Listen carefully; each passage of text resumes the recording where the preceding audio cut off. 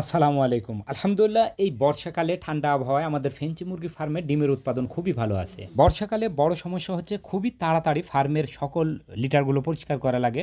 তা না হলে কিন্তু গ্যাস হয়ে যায়। আমাদের ফার্মের বড় মুরগিগুলো আমি মাটিতে পালন করি, যার কারণে এখানে গ্যাস হওয়ার কোনো সুযোগ নেই।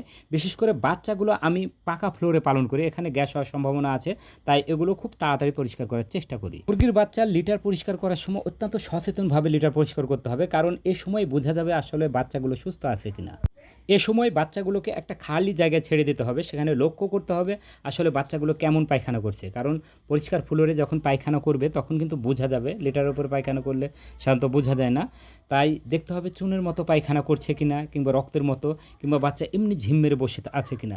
এ সময় যদি এই জিনিসটা ভালোভাবে আইডেন্টিফাই করা যায় তাহলে কিন্তু ব্রুডিং অবস্থায় বাচ্চা কোনোভাবেই কাটে না। এরপর আগের লিটার ভালোভাবে পরিষ্কার করে সেখানে চুন জীবাণুনাশক ছিটিয়ে আবারও নতুন লিটার দিয়ে সেখানে বাচ্চাগুলো দিয়ে দিই। তো আমি খুব যত্ন সহকারে কাজটা শেষ করলাম, কারণ আমি তাড়াতাড়ি যাব আম বাগানে।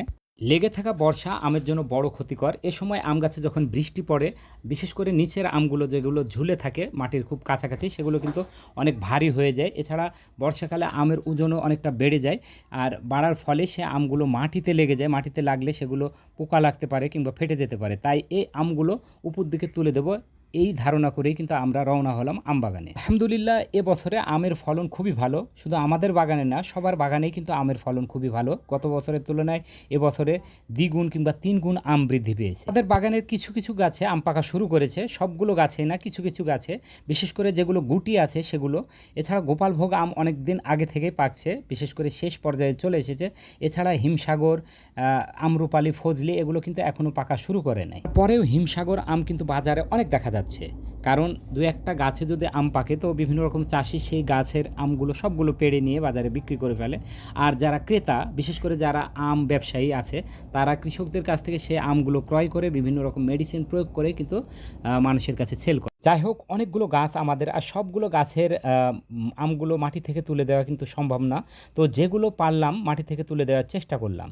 সেই সাথে বৃষ্টিতে ভিজে আম পরিপূর্ণ হয়ে কিছু আম ফেটে গেছে, এছাড়া কিছু আমে পোকা লেগে গেছে। তো সেই আমগুলো আমি পারবো, পেড়ে নিয়ে সেগুলো আচার করব, কিংবা আমার যে ময়ূরগুলো আছে সেগুলোকে যদি কেটে দেওয়া যায় তো সেগুলো খুব ভালোভাবে ঠুকে ঠুকে খায়। তাই বিভিন্ন গাছ থেকে যে আমগুলো ফেটে গেছে কিংবা পোকা লেগে গেছে তো সেই আমগুলো পাড়ার চেষ্টা করলাম।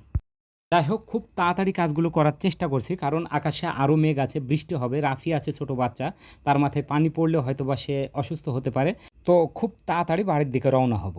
আম বাগানটা বেশ বড়, চারিদিকে তাকাইলে কিন্তু কিছু দেখা যায় না। প্রায় 10 থেকে 15 মিনিট সময় লাগে এই বাগানটা পেরোতে।